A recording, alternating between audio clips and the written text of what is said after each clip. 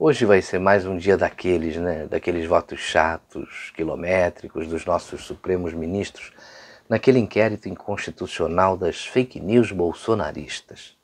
É isso mesmo, porque eu nunca vi num país do tamanho do Brasil, com uma infinidade de partidos políticos, com muitos dos seus representantes com problemas com a justiça, e onde a gente encontra aí perfis da inveja ao PCC, que só os bolsonaristas é que fazem fake news, né?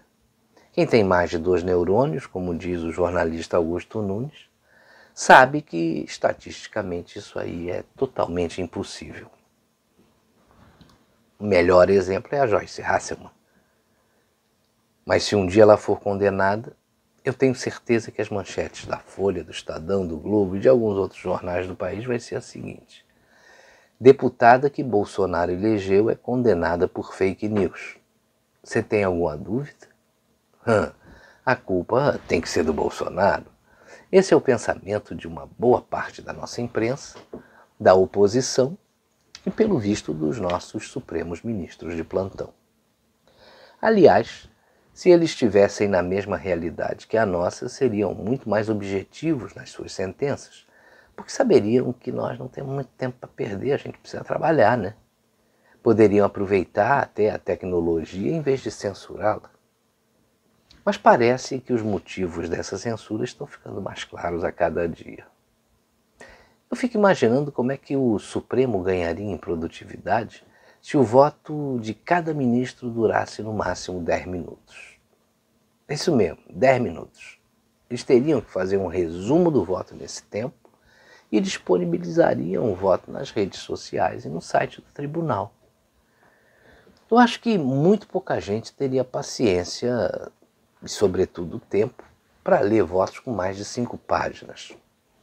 Eu trabalhei 30 anos com um juiz de direito. Ele era um sujeito inquieto e se transformou em um empresário de sucesso.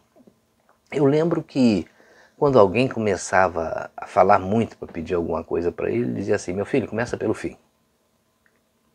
Essa técnica bem que poderia ser adotada em nosso Supremo Tribunal, né? Quando você começa pelo fim, você vai direto ao assunto. E aí, se a gente precisar de alguma informação complementar, pergunta. Assim tudo ficaria muito mais fácil, concorda?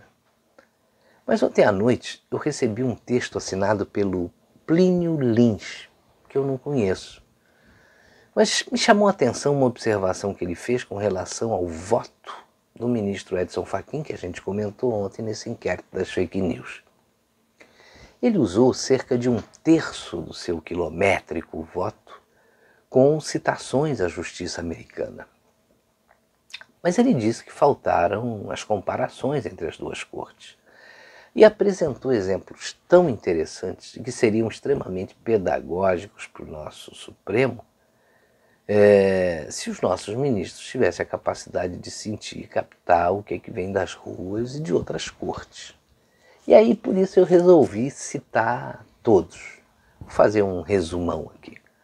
O primeiro é o seguinte: os 9 juízes da Suprema Corte dos Estados Unidos ganham um salário fixo que lhes permite uma vida bastante digna e confortável. Agora, mais nada. Cada um deles tem direito a 4 assessores. Isso mesmo, somente 4. Assim mesmo, eles são temporários e têm mandato de 1 ano. Não há auxílio para moradia, paletó ou combustível. E aí eu abro um parênteses aqui: nem para lagosta e vinho importado. Fecho parênteses.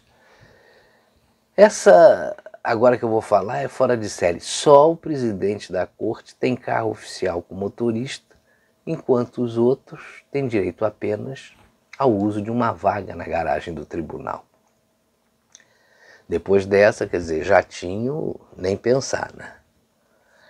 Eles lá nos Estados Unidos discutem apenas temas relacionados às leis federais, incluindo a Constituição americana. Algo facilitado porque a Constituição dele tem apenas 7 artigos e se mantém inalterado há 233 anos, com exceção das 27 emendas que foram incluídas. Inclusive, porque o Congresso é proibido de votar leis qualquer tipo de censura à imprensa ou à liberdade de expressão e de manifestação. Os julgamentos lá obedecem uma rotina severa. São ouvidas as partes e testemunhas e cotejadas as provas. Aí os juízes se reúnem a portas fechadas, sozinhos, proibindo até assessor de entrar para oferecer água ou cafezinho. Obtido o consenso, o grupo vencedor fica encarregado de redigir o acórdão. Só então é anunciado em plenário. É simples assim o funcionamento da corte da mais rica potência democrática do mundo. Não se discutem habeas corpus a políticos ou empresários, até porque, segundo Plínio, na América nem o presidente da República tem foro privilegiado. Todos são julgados pela justiça comum e são presos logo após a decisão em primeira instância, aguardando presos o julgamento dos recursos. A imensa maioria do povo americano não conhece o rosto desses ministros, nem sabe os seus nomes, até porque juiz lá não dá entrevista, né? Fica longe dos holofotes. E não fala de fora dos autos também. Ou melhor, de fora não fala fora dos autos, né? E ele jamais se manifesta sobre assuntos ou pessoas justamente pela possibilidade de que um dia ele pode vir a julgá-las. Raríssimas são as decisões monocráticas na corte americana e não se aplicam temas que afetam direta e profundamente a vida dos cidadãos. O Plínio acrescentou que por esse conjunto admirável de características positivas, principalmente no distanciamento seguro da política, é uma corte extremamente respeitada e inexistindo motivos para manifestações contrárias à sua existência. Mas aqui no Brasil, nós já tivemos 8 cartas magnas e somente a última, de 88, já sofreu 53 emendas. Mudou-se a jurisprudência exclusivamente para soltar corruptos condenados em segunda instância.